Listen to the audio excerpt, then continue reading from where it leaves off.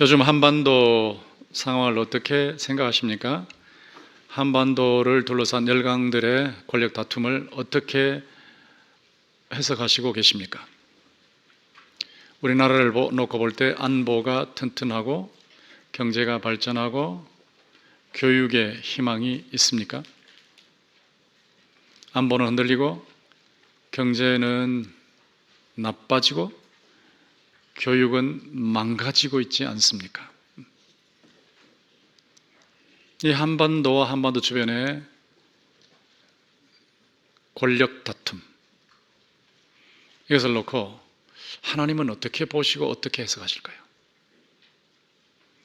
다니엘서 7장은 얼른 보시면 무시무시한 짐승들이 나온다 이렇게 생각하실 수 있지만 하나님의 역사 통치, 하나님의 인류 통치를 보여주는 말씀입니다. 다니엘 7장은 그런 의미에서 한 장 속의 인류 역사, 다니엘 때부터 예수 재림까지 인류 역사가 다 포괄되어서 나타나고 있는 굉장히 중요한 내용입니다. 다니엘이 여기 7장에 보았을 때 6장 다음에 7장이 나오니까 6장은 우리가 지난번에 살펴본 대로 벌써 이미 바벨론 제국은 멸망하고 페르시아 제국이 왔으니까 여기 7장 넘어오면 그 이후 사건이겠거니라고 생각하기 쉬운데 그렇지 않습니다. 이 7장을 보시면 7장 1절에 벨사살 왕 원년이라고 그랬어요. 바벨론 벨사살 왕 원년. 역사적으로 말하면 다시 또 거꾸로 돌아가서 바벨론의 마지막 왕인 벨사살 왕 즉위 원년에 다니엘이 꿈을 꾼 겁니다. 여기 보면 꿈도 나오고 환상도 나오는데 이게 무엇일까? 어떻게 구분될까? 이 두 단어가 상호 교체적으로 같은 의미로 쓰이기도 하지만 구분되어 쓰이기도 하는데 꿈이라는 것은 하나의 전체를 한 단위로 봤을 때 꿈이라고 그러죠.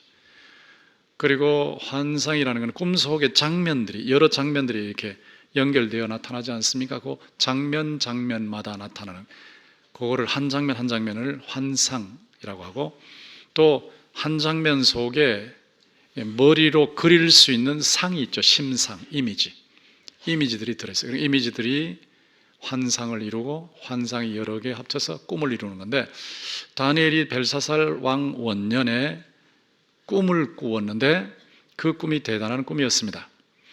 이 다니엘이 벨사살 왕 원년 때에 어떤 위치에 있었는가? 느부갓네살 왕 때만 해도 다니엘이 세계적으로 다니엘 그러면 다 알 정도로 대단한 명사였죠. 느부갓네살이라는 세계 최고의 대왕 밑에서 사실상 실권을 잡고 통치하는 사람이었죠. 그런데 바벨론 대제국의 마지막 왕인 벨사살 왕, 섭정왕이라고 지난번에 말씀드렸는데 이 섭정왕 벨사살 왕 때만 해도 벨사살 왕이 다니엘을 잘 몰랐으니까 그 기억에서 이미 잊혀져 가고 있었다 하는 것을 알 수 있어요. 다니엘이 1장에서는 10대 소년이었지만 2장, 3장 이렇게 넘어가면서 청년 장년 때는 세계 대제국의 지금 미국 같은 나라의 두 번째 통치자, 사실상 실권을 가진 통치자였죠. 그런데 바벨론의 마지막 왕인 벨사살 때쯤에 왔을 때는 이미 잊혀져 가고 있었다. 노년인데다가 잊혀져 가고 있었다 하는 겁니다. 노년이 되어서 잊혀져 갈 때 사람들이 나는 뒷방늙은이가 아닌가 이렇게 생각하기 쉬운데 그때에 하나님께서 꿈을 꾸게 하셨는데 놀라운 꿈이었습니다. 다니엘은 내가 과거에는 하나님에게 붙잡혀서 세계적으로 선한 영향을 미치고 있었는데 이제는 내 인생도 의미로운 게 끝났는가라고 생각할 즈음에 꿈을 꾸게 하셨어요. 근데 그 꿈이 세계 역사를 다 한눈에 보여주는 꿈이었으니까 대단한 꿈이었죠.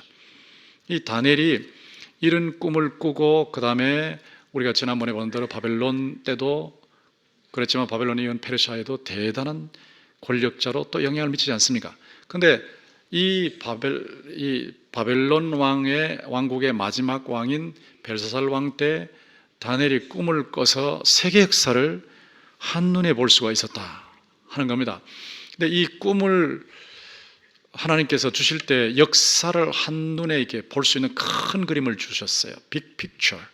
큰 그림을 한눈에 볼 수 있도록 큰 그림을 보여주셨는데, 이 그림을 하나님께서 보여주실 때, 꿈으로 보여주실 때 독특한 문학적인 장르를 하나님께서 사용하셨습니다. 소설, 시, 드라마, 율법, 복음, 역사, 비유, 이런 것이 전부 문학의 장르입니다. 그런데 여기 본문은 문학 장르로 말하면 묵시라는 장르예요. 묵시. 이 묵시라는 것은 종말적인 일을 다루는 겁니다. 세상 끝의 일을 다루는 거예요.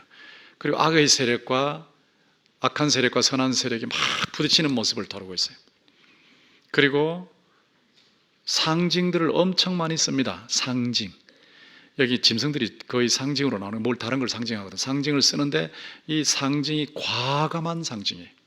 그냥 보통 상징이 아니고 그냥 사자 그런 정도가 아니고 두 날개가 둘인 사자 이런 식이란 말이죠. 일곱 머리 열 뿔 짐승 이런 식이에요.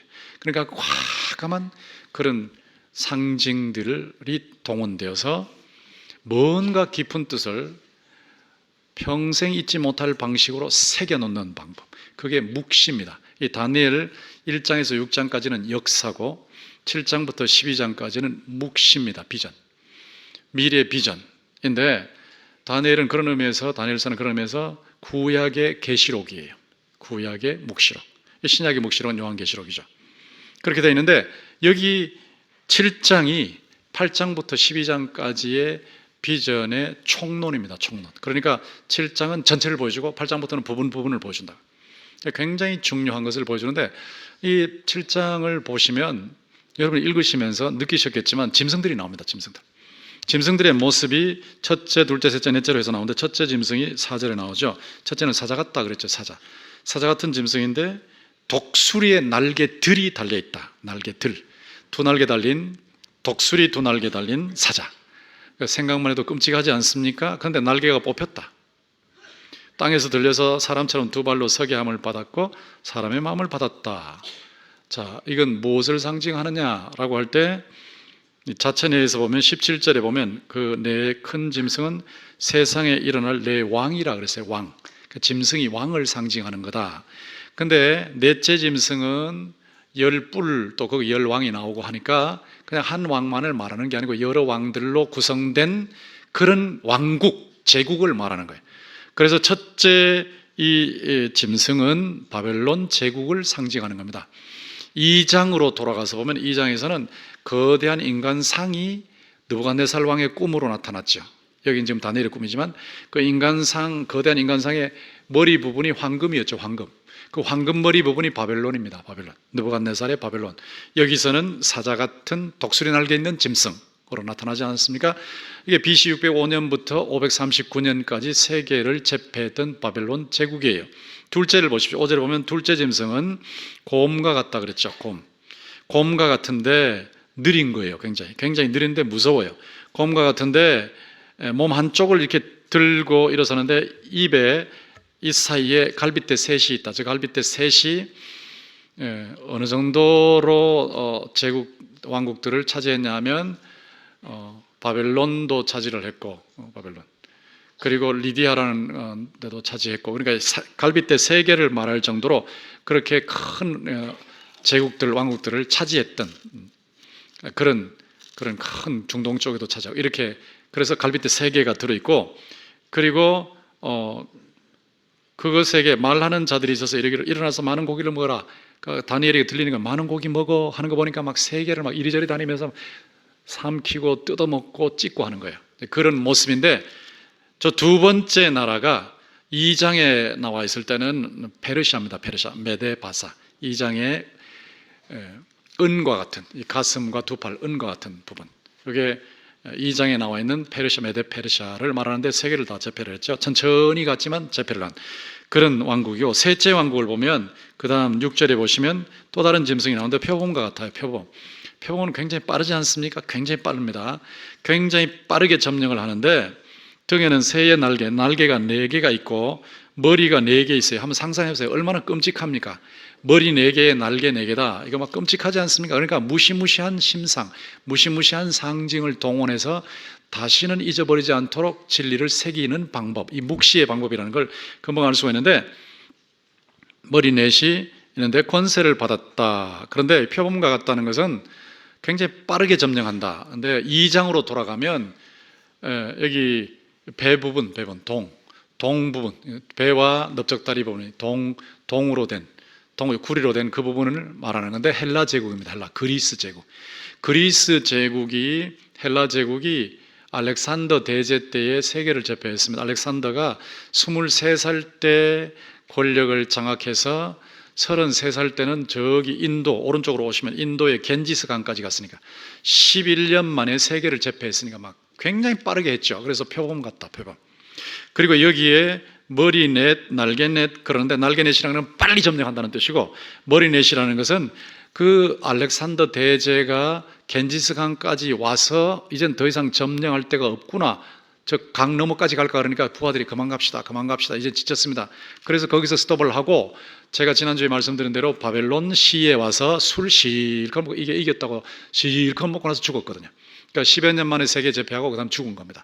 그게 이제 헬라 제국인데, 이 헬라 제국은 332에서 146까지, BC 332에서 146까지 6년까지 세계를 제패했던 표범과 같은 그런 제국이었는데, 거기 4장군이 있었어요. 여기 나오는 머리 넷이란 4장군입니다. 4장군인데 이 4장군이 저 헬라 제국을 나누어서 차지한 겁니다.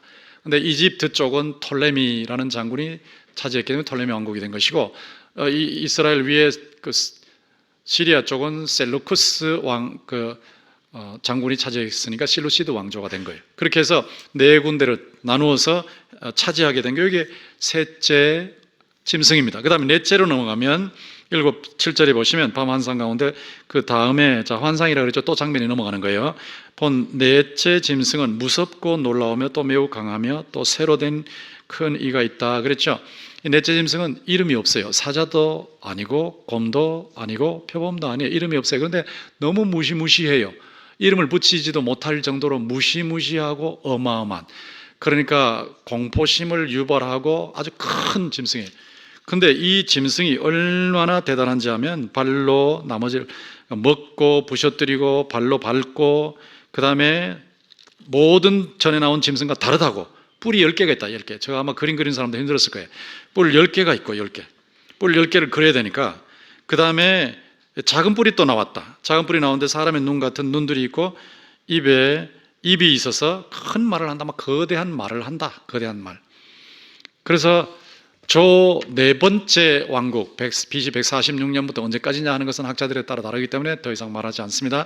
그런데 BC 146년에 시작된 로마 제국을 말해요. 로마 제국을 말하는데, 이 넷째 왕국이 로마 제국으로서 전 세계 한번 보십시오. 저 유럽 전체, 영국까지 올라갔죠. 아프리카 차지하고 중동 차지하지 않았습니까? 굉장히 크지 않습니까? 저런 제국을 차지한 무시무시하고 어마어마한 맹수 같다. 그리고 저기에 왕이 10명이 나오는데, 그 10명 중에서 또 후에 또 한 왕이 나와서 이 한 왕이 앞에 나왔던 세 왕을 제패하면서 이 한 왕이 큰 소리 친다. 큰 소리 뻥뻥 치게 된다. 자, 이런 거예요. 이 넷째 왕국까지 보았는데, 이 성경 본문을 보시면 넷째 왕국의 포인트가 맞춰져 있어요. 여러분 7절 8절에도 넷째 왕국이 물론 당연하게 포인트로 맞춰져 있는데, 모든 짐승과 다르다 그랬죠. 전에 모든 짐승과 특별하다고. 이게 넷째 왕국이에요. 뿔이 10개나 있고, 또 8절에 보면 작은 뿔이 거기서 나오고, 첫 번째 뿔 새에서는 그 앞에서 뿌리까지 뽑혀버리고, 눈 있고 입이 있다. 이렇게 넷째 왕국의 포인트가 맞추어져 있지 않습니까? 그 다음에 19절에도 보시면 넷째 왕국의 포인트가 맞춰져. 이에 내가 넷째 짐승에 관하여, 다니엘도 넷째 짐승이 너무너무 궁금한 거예요. 너무너무 궁금해가지고 넷째 짐승에 관하여서 알고자 했는데, 모든 짐승과 달라서 심히 무섭다고. 앞에 있는 사자나 곰이나 표범보다 더 무서운 거예요. 근데 이는 쇠고 발톱은 노시라서 막 물고 뜯고 그 다음에 노스로 짓밟아 버리고 이러는 거예요. 그리고 20절에 보면 10뿔이 있고, 또 다른 뿔이 나오고, 새 뿔은 다 점령해 버리고, 그런데 다른 뿔, 작은 뿔에 눈도 있고 입도 있어가지고 큰, 다른 것보다 더 크게 보이면서 큰 소리를 땅땅 친다. 자, 넷째 짐승의 포인트가 맞추어져 있다는 것을 금방 볼 수가 있습니다. 이 넷째 짐승의 중에서 10뿔이 나오고 그 중에 또 한 뿔이 나온다 그러는데 그 마지막 한 뿔, 이 마지막 한 뿔이 어떤 일을 하는가라고 할 때 25절에 보면 그가 장차 지극히 높으신 이를 말로 대적하며 하나님께 대든다. 하나님께 직접 대드는데 지극히 높으신 이의 성도들, 예수 믿는 사람, 지금으로 말하는 예수 믿는 사람들, 과거에 하나님 믿는 사람들을 괴롭게 한다, 박해를 한다. 또 때와 법을 고치고 기한도 고치고 법도 고치고 그렇게 하면서 성도들을 딱 장악을 해서 박해를 하는데 한 때와 두 때와 반 때를 성도들이 그 세력 밑에서 고통을 당한다. 이 한 때와 두 때와 반 때. 자, 다니엘서에 나오는 한 때를 어떻게 보느냐? 1년, 또 2년, 반년. 그러면 3년 반인데 3년 반을 어떻게 보느냐 하는데 성도들이 이 넷째 짐승에서 나오는 작은 뿔에 사로잡혀서 박해를 받는 기간. 이게 요한계시로 넘어오면 1260일, 42개월, 3년 반 이렇게 되는데 그 기간이 언제냐라고 할 때 그 기간이 예수님의 성천부터 재림까지의 기간을 상징하는 것이다 라고 보는 겁니다. 이렇게 해서 넷째 짐승의 포인트가 맞춰져 있고 넷째 짐승 중에서도 마지막에 나오는 작은 뿔의 포인트가 맞춰져 있다. 자, 다니엘이 이걸 보는 겁니다. 이걸 보니까 무시무시하고, 그러니까 악몽 중에 악몽이에요, 악몽 중에. 다니엘이 번민했다 그랬어요. 다니엘이 번민하고 다니엘이 이것을 놓고 얼마나 힘들었는지 28절에 보면 뜻을 다 알아도 얼굴빛이 변했다고. 얼굴빛이 변했는데 마음에는 새겨졌다. 이 무시무시한 장면들을 통해서 하나님께서 무엇을 보여주셨는가 하는 거죠. 바벨론, 페르시아, 헬라, 로마. 바벨론 제국, 페르시아 제국, 그리스 제국, 로마 제국. 그런데 그 후에 또 하늘에서 인자 같은 분이 내려오기 때문에 하나님의 나라까지 합쳐서 전체 인류 역사 전체를 바벨론부터 시작해서 끝까지 보여주셨다. 근데 이것을 보고 정말 근심하고 번민하고 공포에 사로잡혀 있었는데 이게 끝이 아니에요. 9절에 보시면 여기 또 다른 장면이 나타나죠. 내가 보니 왕자가 놓이고 왕이 앉는 자리, 보좌가 놓여 있는데 옛적부터 항상 계신 분, 이분이 하나님이에요. 하나님은 옛적부터 항상 계신 분, The Ancient of Days, 영어로 그렇게 되는데 자존자, 영원히 홀로 스스로 계시는 분, 옛적부터 홀로 계시는 분. 그런데 이 옛적부터 홀로 항상 계신 분이 앉아 계신다. 보좌에 앉아 계신다. 그런데 여기 앞부분 8절까지는 우리 눈으로 보이는 부분입니다. 나중에 역사의 현장에서 그런 왕국도 보고 그런 왕들도 본다고요. 그 눈에 보이는 부분이에요. 그런데 9절은 눈에 안 보여요. 눈에 안 보이는 부분이 꿈을 통해서 보여진 거예요. 눈에 안 보이는 부분이 뭐냐면 지금도 마찬가지지만 지금도 세계 여러 나라들이 있지 않습니까? 여러 열강들이 있는데 그 여러 나라들은 우리가 사실은 보고 체험하고 있죠. 트럼프도 알고 있고 푸틴도 알고 있고 사진으로도 보고 있고 가서 보고 싶으면 또 볼 수도 있는 거고, 그리고 아베도 알고 시진핑도 알고 김정은도 알고 문재인은 대통령 붙여야 되니까 문재인 대통령도 알고 다 알잖아요. 눈에 보이는 부분이에요. 눈에 보이는 부분이고 우리 현실 속에서 이루어지는 정권의 권력입니다. 권력. 그런데 여기 9절에 이 부분은 안 보인단 말이에요. 중요한 것은 안 보이는 부분이에요. 이 안 보이는 부분에 겉으로는 두 날개 달린 사자, 독수리 날개 달린 사자가 눈에 보이고, 그 다음에 갈빗대 셋을 물고 있는 곰이 보이고, 날개넷에다가 머리가 내신 표범이 보이고, 무시무시한 어마어마한 천리를 가지고 있고 놋발을 가지고 있는 그런 짐승이 보이고, 그런 것만 보이는데 안 보이는 부분이 있다면 안 보이는. 하나님께서 이 안 보이는 부분에 지금 우리의 시야를 집중시키시는 거예요. 세상에 지금 무시무시한 세력들이 진행되고 있지만 그 세력들이 스스로 존재하는 것이 아니다. 옛적부터 계신 분, 창조자이시면서 자존자이시며 영원 존재하시는 그 참 하나님 여호와 하나님께서 보좌 위에 앉아 계신다는 게, 앉아 계신다. 이거 엄청난 장면입니다. 엄청난. 제가 요한계시록을 연구하면서 요한계시록 4장 2절에 보면 사도 요한이 로마 황제 숭배를 거절하다가 반모 섬에 유배되어서 거기서 주일날 성령에 감동되어서 인류 역사 전체를 보고 부분 부분을 보고 재림 때까지를 보고 또 완성된 하나님 나라를 보고 기록을 했는데 4장 2절 보면 사도 요한이 성령에 감동되어서 쭉 빨리 올라간 거예요. 천국까지 올라간 천국까지. 천국까지 올라가서 밑에 보면 로마가 있다고요. 로마 황제가 있다고요. 거기 숭배하지 않으면 순교를 당하거나 유배를 당하거나 박해를 당하는데 그 무시무시한 세력들인데 그 상태에서 꺾일 수밖에 없잖아요. 좌절할 수밖에 없잖아요. 이거 어떻게 이럴 수가 있냐? 하나님 살아계시면 어떻게 이럴 수가 있냐? 하나님 안 계시는가? 그런 의심이 들 만한데 쭉 성에 감동해서 빨리 올라가는데 천국까지 올라갔대. 천국. 올라가서 딱 보니까 보좌가 있다. 보좌가 있는데 그 위에 앉아 계시는 분이 계시다. 세상에서는 안 보이시지만 우주 만물을 창조하시고 인간들을 창조하시고 다스리고 계시는 분이, 우주의 대통령이, 인류의 대통령이 그 위에 앉아 계시는 거예요. 앉아 계시는 거예요. 우리 눈에 하나님 안 보여요. 그 음성을 직접 못 들어요. 만질 수 없어요. 그렇지만은 보이지 않는 우주의 보좌, 인류 전체를 다스리는 보좌 위에 옛적부터 계신 하나님이 앉아 계시는 줄 믿습니다.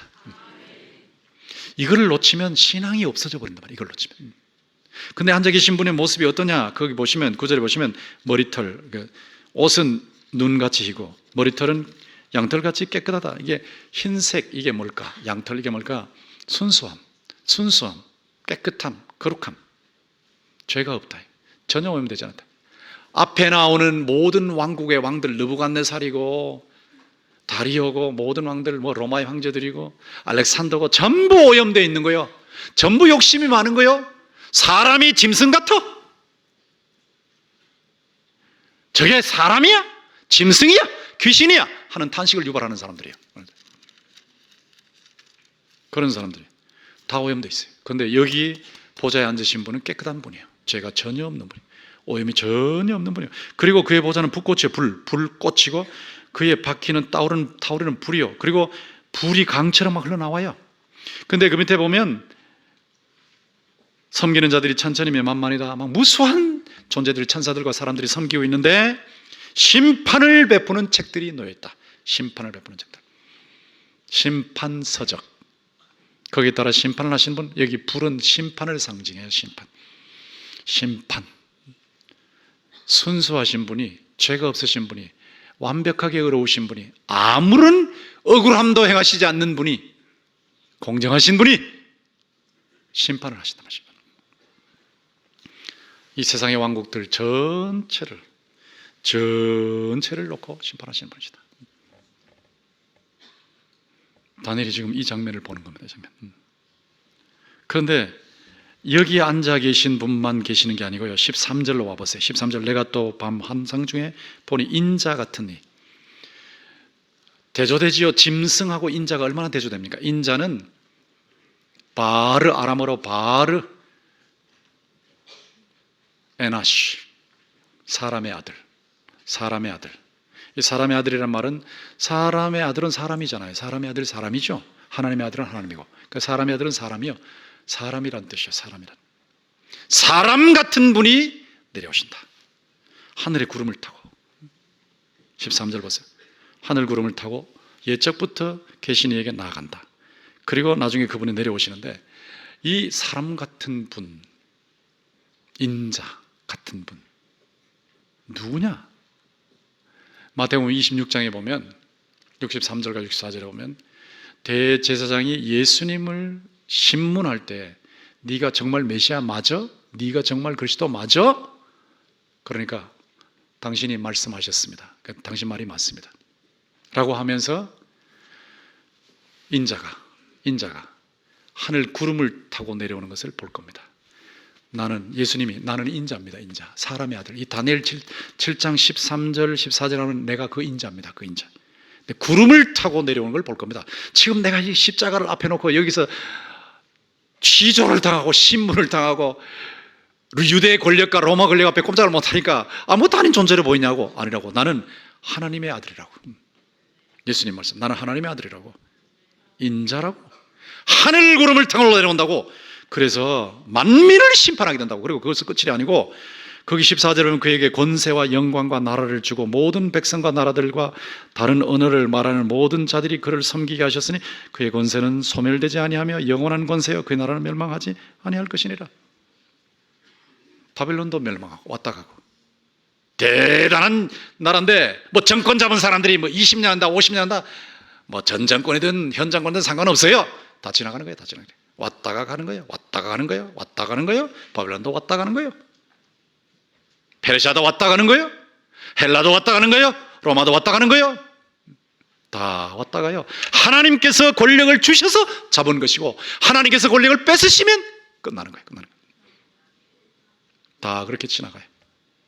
그런데 이 그리스도의 왕국은 영원한 왕국이에요. 소멸되지 않아요. 멸망하지 않아요. 영원한 왕국이에요. 정말 누구 사람 중에서 이상적인 사람 같은 대통령이 나오지 않나? 정말 제대로 된 대통령이 나와서 다스려주면 얼마나 좋을까? 그런 기대가 있지 않습니까? 그런데 그 기대 이상으로 완벽한 사람, 완벽한 하나님이시면서 사람이신 하나님께서 다스리시는 영원히 망하지 않고 영원히 소멸되지 않은 영원한 하나님의 나라가 있는 줄 믿습니다. 그 나라에서 이 인자 같은 분이 다스리시는 거예요. 옛적 붙어 계신 분으로부터 권력을 받으셔서 다스리시는 거예요. 이 장면을 우리가 보고 있는 겁니다. 다니엘을 통해서. 다니엘이 꿈을 통해서 이것을 봤어요. 그러면 이게 언제를 가리키느냐? 언제를 가리키는 거냐? 로마 제국이 이 세상을 지배하고 있을 때 예수님이 오셨어요. 초림하셨을 때 천국의 왕으로 오셨어요. 천국의 왕. 굉장히 초라해 보이죠. 초라해 보이는데 천국의 왕이요. 왕. 그분이 일을 하실 때 기적을 해가지고 문둥병자도 고치시고 바람과 바다도 잠잠케 하시고 오병이어로 5,000명을 먹여도 남기시고 죽은 자도 살려내시고 병도 고치시고 그렇게 하시는데 그것으로 끝나는 것이 아니고 나중에 다시 오실 때 재림하실 때는 병이 아예 없어져요. 고통이 아예 없어져요. 죽음이 아예 없어요. 눈물이 없어요. 인간의 죄와 고통과 사망 어떤 문제 다 사라져요. 다 사라져요. 그분이 다스리시는데 평화와 정의와 지복으로 다스리실 줄 믿습니다. 그 왕국이 있다. 그 왕국. 여기서 우리가 무엇을 배울 수 있습니까? 우리는 지금 어디 있습니까? 우리는 짐승 왕국과 인자 왕국 사이에 있어요. 짐승 왕국과 인자 왕국, 세상 왕국과 하나님의 왕국, 세상 나라와 하나님의 나라 사이에서 살고 있어요. 지금 신자들이. 그럼 우리는 어떻게 해야 되느냐? 뭘 보고 뭘 깨닫고 어떻게 살아가야 하는가? 여러분, 왜 하나님께서 세상의 왕국들을 짐승으로 묘사했을까요? 한번 생각해 보셨어요? 왜 이렇게 내 짐승으로 묘사하셨을까? 권력은 잡는 순간 맹수화, 야수화, 사나운 짐승처럼 변하는 본질이 있어요. 제가 군대에서도 봤는데 와, 짝대기 하나, 2병하고 짝대기 둘, 1병하고 또 짝대기 셋, 상병하고 짝대기 넷, 병장하고 차이가 엄청나더라고요. 조금만 높아도 막 굉장한 거예요. 막 아우, 겁이 보통 나는 게 아니에요. 거기다가 뭐 소위 중위 대위 가고 소령 중령 대령 가고 그다음에 별 달아서 준장 뭐 소장 중장 대장 이렇게 넘어가면요. 와, 군대에서 제가 근무하는데 제가 부사단장실 부사장실 옆에 기밀실, 그분들이 높은 사람들 회의하는데 거기서 근무할 텐데, 정말 높더라고요. 저는 짝대기 3개, 짝대기 4개, 또 별자리들이 왔다 갔다 하니까 얼마나 사람들이 뭐 대령도 막 별 앞에 가서 막 쩔쩔매고요. 거기 사단장실에 들어가기 전에는 앞에서 막 거울도 보고 막 아주 굉장히 조심스럽게 들어가더라고요. 야, 권력이라는 참 무섭구나. 참 무섭구나. 정당한 권력은 참 좋은 건데, 하나님께서 이 세상의 모든 사람들에게, 필요한 사람에게 권력을 주셨어요. 세상에 있는 권력 중에 하나님이 안 주신 거 하나도 없습니다.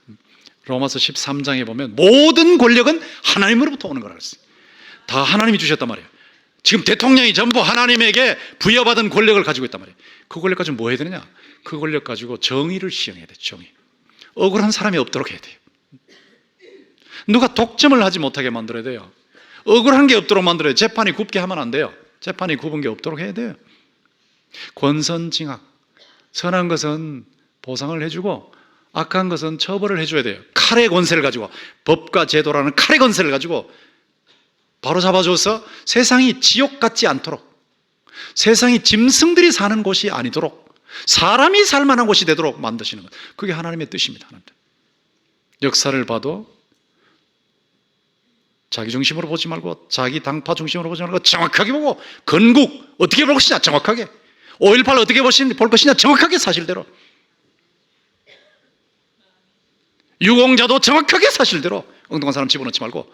이게 권력이 해야 할 일이란 말이에요. 그런데 완장만 차면 권력은 부패하고, 절대 권력은 절대 불패하는 속성이 있어요.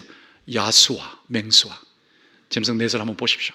동시에 한번 보시면 저렇게 되는 모습이 있다고요. 권력 잡으면 저렇게 변하는 거예요. 잡으면. 본래는 그게 아니에요. 하나님의 일꾼이에요. 모든 권력자가 하나님의 일꾼이에요. 하나님의 일꾼이 저렇게 변해버리는 거예요. 저렇게. 권력 잡으면 마음대로 하고 싶어. 남들이 자기 권력 뺏게 하고 싶지 않아. 영원히 하고 싶어. 다른 말 듣기 싫어. 자기 마음대로 하고 싶어. 그래서 독재가 되는 겁니다. 스스로 교만해서 하나님을 무시하고 사람들을 무시해서 도덕성을 상실하면 독재가 되는 거예요. 저렇게 된단 말이에요. 저렇게. 우리는 어떻게 되겠는가? 이 권력이 맹수화하는 것을 견제를 해야 되죠. 권력이 맹수화하는 것을 견제해야 된다. 우리는 권력자들을 위해서 기도해야 됩니다. 기도하고 늘 그들을 격려하고 협력해 줘야 돼요. 세금 낼 거 내고, 국방 의무도 감당하고, 교육 의무도 감당하고 해야 됩니다. 그러나 저렇게 짐승으로 변하고 있을 때는 저걸 견제해 줘야 되거든요. 견제할 때 힘을 단결해서 법 테두리 안에서 견제를 해줘야 돼요. 견제를 해서 저런 일을 못하도록 여론을 형성하고, 광장에 나가야 되고, SNS를 동원하고, 그런 일을 못하도록 막아주는 작업을 해야 돼요. 우리가 동성애 동성혼 반대할 때도 여기서 서명을 하지 않습니까? 이런 것들이 전부 견제하는 겁니다. 견제. 맹수가 되지 못하도록 견제하는 작업을 하는 거예요. 그러면서 동시에 어떻게 해야 되느냐? 인자왕국에 집중해야 됩니다. 우리가 이 보이는 짐승왕국에 집중하면 큰일 나요. 눈에 보이는 건 전부 북한이고 대한민국이고 일본이고 중국이고 러시아고 미국이고, 속이 상하는 거야. 여러분 속 안 상해요? 텔레비전 볼 때 속 안 상해요? 신문 볼 때 속 안 상해요? SNS 볼 때 속 안 상해요? 아이고 이 세상이 미쳤나 막 이런 말을 하게. 미쳤나? 왜 이래? 왜 이러는 거야 이거? 왜 이러는 거야? 왜? 사람이야? 짐승이야? 마귀야? 이런 생각이 들지 않습니까? 화가 나는 거예요. 화가. 욕이 올라오는 거예요. 쌍소리가 올라오는 거예요. 저주가 올라오는 거예요. 죽었으면 좋겠다는 생각이 드는 거예요. 이게 문제라고요. 여러분이 세상 권력에 집중하면 이렇게 돼버린다고. 세상 권력에 집중하면 사람이요, 신자가 입에서 쌍소리가 나버려요. 쌍소리가. 텔레비전 보면서 욕하지 않습니까? 저도 막 나오려고 그래가지고 막 때리는 거예요. 욕하지 마라. 권 목사 네가 욕하면 되냐? 네가 때린다고요. 요게 세상 권력에 집중해버리면 사람이 희망이 없어져 버려. 좌절해버려. 꺾여버려. 끝나버리는 거예요. 아니요. 세상 권력이 전부 아니에요. 하나님께서 심판과 구원을 위해서 권력을 주셨는데, 그들이 권력을 잘 사용해야 되고, 그들은 언제든지 하나님이라면 어떻게 하실까, 예수님이면 어떻게 하실까, 이런 생각을 하면서 일을 해야 되는 거고, 우리는 거기에 초점 맞추면 안 돼. 협력도 하고 기도도 해주고 각자 맡은 일을 열심히 하지만 거기에 초점 맞추면 안 돼요. 거기에 초점 맞추지 말고 9절 나오는 대로, 13절 14절 나오는 대로 보이지 않는 세계, 보좌가 있고 옛적부터 계신 분이 거기에 앉아 계시고 하나님의 아들인 자, 이 땅 위에서 우리를 위해서 죽으시고 우리를 위해서 부활하시고 우리를 위해서 승천하시고, 세상의 어느 대통령이 국민들을 위해서 십자가에서 피 흘려 죽습니까? 어느 대통령이 제3일에 부활합니까? 어느 대통령이 저 하늘 올라가서 보좌 우편에 앉아 있습니까? 어느 대통령이 우주를 다스리고 어느 대통령이 인류 전체를 다스립니까? 억울한 것이 없도록, 정의가 시행되도록, 눈물이 없도록 병을 고쳐주시고 자연을 통제하시고 질병도 제거하시고 사망도 제거하시고 문제도 제거하셔서 완벽한 지복의 정의와 평화와 사랑의 나라를 이루시는 분이 어디 있습니까? 그분은 예수 그리스도밖에 없습니다. 지금 우리가 예수님을 영접하면 우리 마음속에 천국이 이루어지는 거예요. 여기 다스림이 있어요. 하나님의 다스림. 우리 가정이 예수님을 영접하면 우리 가정에 그만큼 천국이 이루어지는 거예요. 우리 교회가 예수님을 제대로 모시면 우리 교회가 그만큼 천국을 이루는 거예요. 그리고 그렇게 사는 사람들이 세상에서 천국에 영향을 미치고 사는 거예요. 보이지 않는 천국의 대왕의 왕자와 공주, 이게 우리입니다. 우리가 그 왕국의 가치관을 가지고 세상이 어떻게 돌아가든 우리가 바로잡으려고 애를 쓰지만, 그러나 어떻게 돌아가든 하나님은 살아계시고 보좌에 앉아 계시고 인자 예수 그리스도를 통해서 다스리시는 줄 믿습니다. 그리고 그분이 재림하시면 모든 문제가 한순간에 완전히 해결될 줄 믿습니다 하는 이런 신앙이 있어야 된단 신앙. 그걸 보여주는 책이에요, 이게 7장이. 그리고 다니엘처럼 세속 문화에 타협하지 말고 세상 문화 속에서 열심히 연구하고 공부하고 애를 써서 실력을 쌓고 인격을 연마하고 좋게 화합하되 신앙에 있어서는 타협하지 말고 중요한 자리에 가서 마이크 잡고 법을 만들고 영향을 미치고 각자의 사명의 자리에서 일을 감당하고 기도의 능력으로 하나님의 능력을 받아 사자들의 입을 막고 주변에 있는 사람들이 저 사람 역사를 한다. 우리는 성경을 통해서 알고 있잖아요. 성경을 통해서 알고 있으니까 세상이 어떻게 돌아가는지 사람들은 몰라요. 우리는 알고 있어요. 이걸 전달해주고 이렇게 영향을 미치는 삶. 진성한국이니까 막 이놈의 세상 다 망해버려야 된다 이게 아니고 이 속에 하나님의 다스림이 스며들도록 만드는 이 작업, 이게 우리가 해야 할 작업이에요. 우리는 짐승왕국과 인자왕국 사이에 끼어 있습니다. 세상의 짐승왕국과 하나님의 인자왕국 사이에 갈등 겪고 있지만 짐승왕국에 살면서도 인자왕국에 영향을 미칠 수 있는 하나님 나라 왕자와 공주, 하나님 나라 백성들이요, 절대 좌절하지 마세요. 절대 낙심하지 마세요. 절대 절망하지 마세요. 세상 세력 보고 욕하지 마세요. 그들을 위해서 기도해 주지만 욕하지 마세요. 저주하지 마세요. 하나님이 살아계시고 예수 그리스도께서 이루시는 하나님의 나라가 곧 완성될 줄 믿습니다. 거기 소망을 두고 그 가치관으로 세상을 변화시키는 작업, 이게 우리가 해야 할 귀한 작업입니다. 이 귀한 사명을 감당하는 여러분들 되시기를 주님의 이름으로 축원합니다.